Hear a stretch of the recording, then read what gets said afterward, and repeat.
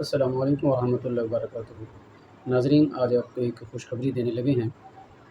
Video مکمل سنیے گا۔ ایک ایسا کلپ آپ کے سامنے رکھا جا رہا ہے کہ الحمدللہ ثم الحمدللہ، جس کلپ کی وجہ سے اہل سنت و جماعت ایک بہت بڑے انتشار سے بچ گئی ہے۔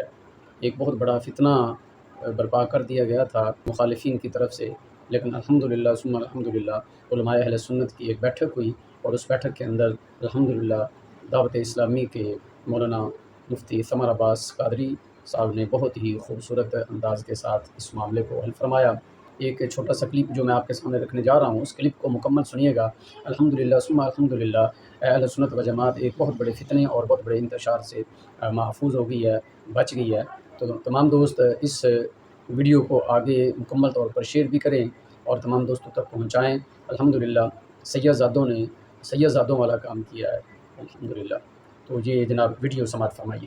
بسم اللہ الرحمن الرحیم، والصلاۃ والسلام علی سید الانبیاء والمرسلین وعلی آلہ واصحابہ واہل بیتہ اجمعین۔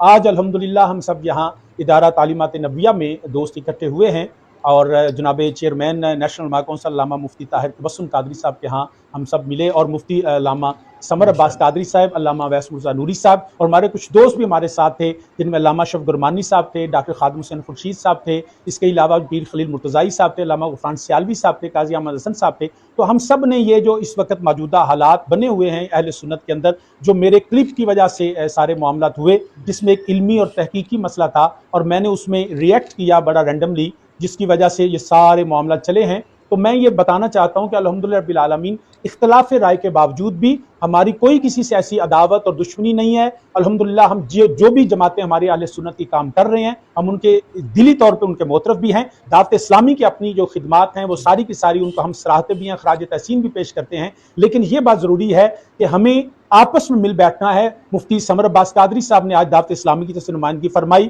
اور آ کے بہت سی چیزیں ایسی تھیں جو میرے ذہن میں تھیں، انہوں نے اس کو کافی حد تک نہیں، تقریباً مکمل اس کو ختم کیا، اور اس محبت کا اظہار فرمایا۔ اللہ ان کو جزائے خیر عطا فرمائے۔